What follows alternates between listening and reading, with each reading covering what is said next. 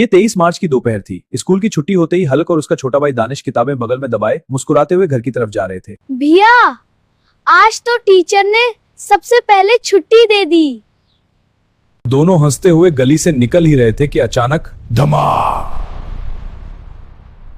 जमीन जोर से कांपी। एक पुराना फैक्ट्री टावर बिजली की चमक के साथ टूटकर गिरने लगा। चिंगारियां, धुआं, लोहे के टुकड़े फजा में बिखर गए। लोग चीखते हुए भागने लगे, मगर हैरत अंगेज तौर पर हिल्क और दानिश पर एक खराश तक न आई। गिर्द बैठ गई। वक्त जैसे थम गया और अचानक जमीन ने दोनों को अपने अंदर खींच लिया। आंख खुली तो वो एक अजनबी जहान में थे। चारों तरफ लोहे के पहाड़, चमकती जंजीरें और आसमान में घूमते सुर्ख बादल। इस दुनिया का नाम था लोहानगर। एक गूंजती आवाज आई, यहाँ इंसान जिंदा नहीं रहते, तुम कौन हो? धोए में से एक खौफनाक वजूद निकला, स्टील किंग। वो इस दुनिया का बेरहम हुक्मरान था। लाखों ताकतवर जंगजू उसके गुलाम थे। आयरन किंग की नजरें हलक पर जम गईं। वो मुस्कुराया, इतनी ताकत मैंने कभी नहीं देखी।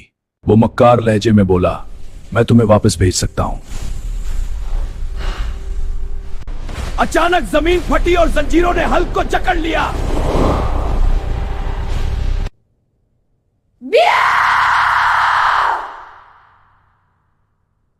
वो अपनी कुवत से हल्क को फुलाद के मुजस्मे में बदल देता है। दानिश जमीन पर बैठ जाता है, आंखों से आंसू बहने लगते हैं। मैं तुम्हें आजाद करके रहूंगा, चाहे सब कुछ खो दूं। दानिश छुपकर आहन लोक के खतरनाक तरीन हिस्से में चला जाता है। टूटा हुआ किला।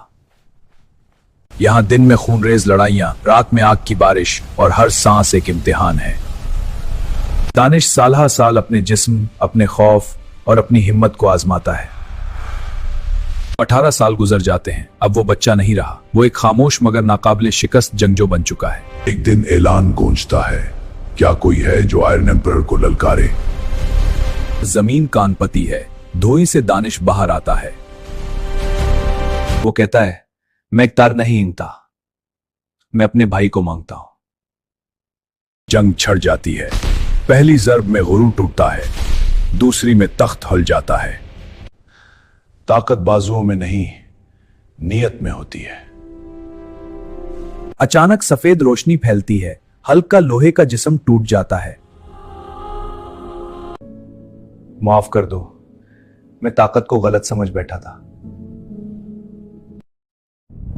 आप बताओ, ताकत हथियार में होती है या नियत में?